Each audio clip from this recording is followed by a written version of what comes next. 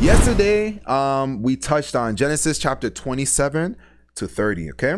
So from verse 1 to 16 from Genesis chapter 27, Isaac promised to bless Esau as his firstborn son before he dies. He sent Esau to get wild game and prepare it, and then afterwards he'll bless him. Rebekah overheard Isaac and Esau's conversation and devised a plan for Jacob to pretend to be Esau to receive the firstborn blessings, okay? Rebekah's plan was to let Jacob find her young sheep and to use the skin of the sheep for him to wear as Esau's skin, right? And she will also prepare Isaac's favorite dish. She also added bread too as well, okay? All right, so Genesis chapter 27, verse 17 to 40, right? Jacob presents his father's favorite dish to him as Esau, right? Isaac was in disbelief at first that Jacob was actually Esau. Isaac felt Jacob's hand, smelt him, and confirmed that, okay, this might be Esau, right? Because Esau is hairy, and Jacob was wearing Esau's clothes. Afterwards, Jacob anxiously requested for Isaac, his father, to eat the food. Once Isaac did eat the food, he started blessing Jacob in the place of Esau. Okay? And the blessing pertains that Jacob's brothers will serve him and that he will be blessed, have abundance of grains, wine, and riches. Right? As Esau entered the room, Esau came with Isaac's favorite dish, but unfortunately, Jacob stole his blessing. Of course, the deceiver, right?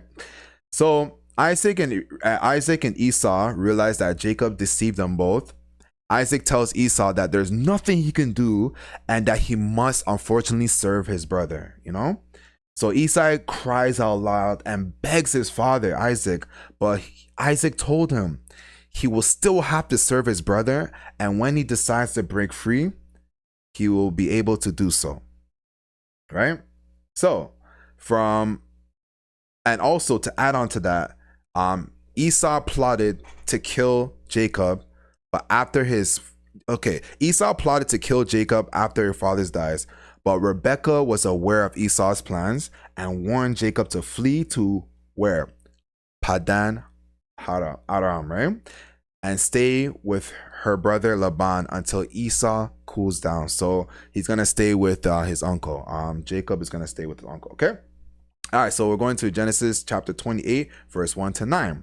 Isaac requested that Jacob shouldn't marry a Canaanite woman, but instead marry one of Jacob's uncle's daughters instead, right? So Isaac also mentioned by doing so that his descendants will be multiplied and become many nations, meaning God will pass on the blessings that he made with Abraham, the covenant, right? On to Jacob, right?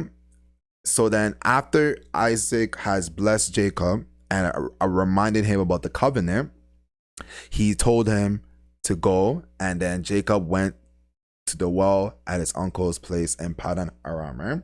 So Esau knew of the Abrahamic covenant being passed down to Jacob.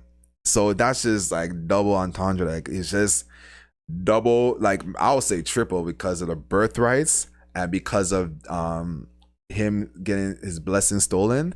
On top of that, the covenant being passed down from Abraham to Isaac now is being passed on to Jacob. You know what I mean? All right, so let's continue. So Esau knew of the covenants, right? And he knew also that Isaac doesn't like the Canaanite woman. But he went to visit Ishmael, which is his uncle that passed away. Remember Ishmael, Abraham's first son? And he went to marry one of Ishmael's daughters named Mahalath, right? All right, so Genesis chapter 28, verse 10 to 22. At sundown, Jacob had a dream of a stairway that reached from heaven to earth with angels going up and down it, okay?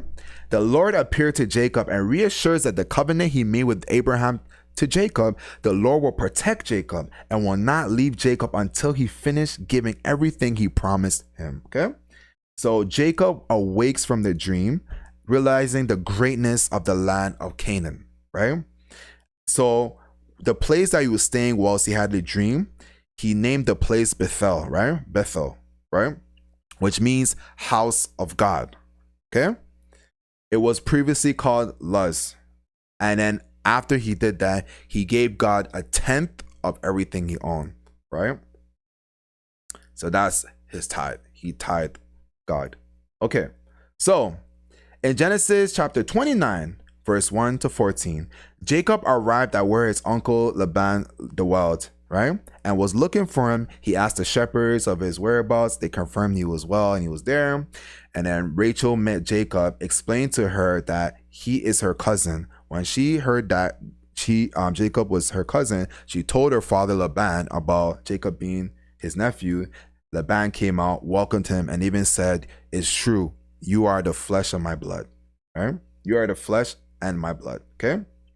So Genesis chapter 29, verse 15 to 35. So Laban had two daughters, right? Leah and Rachel, remember? And Rachel was very beautiful and had a lovely figure, right? But Rachel was very beautiful and had a lovely figure, but Leah's eyes were dull. In my interpretation, I feel like they were saying that she wasn't really that attractive. You know what I mean?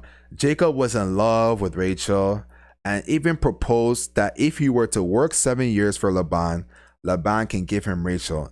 So then Laban agreed, right? Okay. When the time came for Jacob to marry Rachel, Laban deceived him by putting Leah in the tent instead of Rachel. So Jacob ended up sleeping with Leah, right? So then Jacob realized it was Leah and not Rachel, and he was furious about it, right?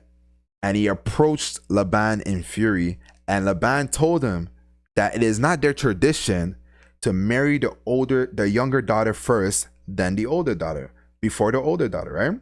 So Laban promised Rachel to Jacob, that if he worked another 7 years, he will have Rachel. So he said that 1 week after the bridal, he will be able to be with Rachel. Okay. So also Laban gave Leah a servant named Zilpah. Remember Zilpah? And then also gave Rachel a servant named Bilhah. Okay. The Lord then enabled Leah to have children because she was not loved by Jacob. So Jacob wasn't really feeling. I mean, Jacob always was like, it is Rachel, right? So because of that, the Lord made Rachel barren to not have kids. Okay. So the sons that Leah had, the 4 sons in Genesis 29 was Reuben, right? Simeon, Levi, and Judah. Okay. So from Genesis chapter 30, verse 1 to 24, Rachel was very furious that she wasn't having any children. So then she gave her servant Bilhah to Jacob for Bilhah to be his wife, okay? And bear children for him, okay? So Bilhah gave birth to 3 sons named Dan, Naphtali, and Dan, Naphtali. The other one is scratched out. Okay. Leah noticed that she couldn't give birth anymore, so she gave Jacob her servant Zilpah, right? And this is the competition we were talking about, right? So then Zilpah gave birth to 2 sons named Gad and Asher, right? And they were named by Leah. So Leah gave birth to additional 2 sons afterwards. She was able to give birth again. She gave birth to additional 2 sons named Issachar and Zebulun, right? And she also had a daughter, remember, a daughter named Dinah. Take notes for all these names. Take notes of the name Reuben and take notes of the name Dinah, okay? Take notes, okay? All right. Also, one of my favorite people in the Bible. So God remembered Rachel's prayers because Rachel was like, I'm still not having children on my own. So God enabled her to be fertile and let her have a son, and the son was named Joseph. Okay, take note of Joseph as well. So take note of Reuben, Dinah, and Joseph. Okay. All right. So Genesis chapter 30, verse 25 to 42. So then Jacob requested to be released from Laban because he wanted to have his own earnings, own income, because he was working under him. So it's been 14 years, right? So Laban's wealth increased because of the labor of Jacob, because Jacob was blessed, right? So like, remember, like, if Jacob is doing something for someone, they will also be blessed. Like, that's how it was. That's how God favored Jacob, because of the covenant of Abraham, passed down to Isaac, then passed down to Jacob. Okay. So Jacob requests, because Laban was like, what should I pay you, basically? And like, Jacob was like, okay, well, let me have all the sheep with speckles, spotting, and the black sheep. Let that be my wages, right? But Laban deceives Jacob by giving all the flocks with speckles and spots to his sons, right? So it's like one of those things like, no, my son shall inherit my wealth, basically, not my nephew, which happened a lot those days, till this day, right? Okay, so then Jacob ended up staying and tended to the rest of Laban's flocks. He painted white streaks on the flocks. He grabbed a tree and painted white streaks on the flocks and placed the peeled branches in the water troughs. And in that place is where the flocks mated, right? So Jacob separated those flocks from Laban's flocks and gave the weakest lambs to Laban and kept the strongest ones, which gave him a great fortune. Okay, that wraps up Genesis chapter 27 to 30.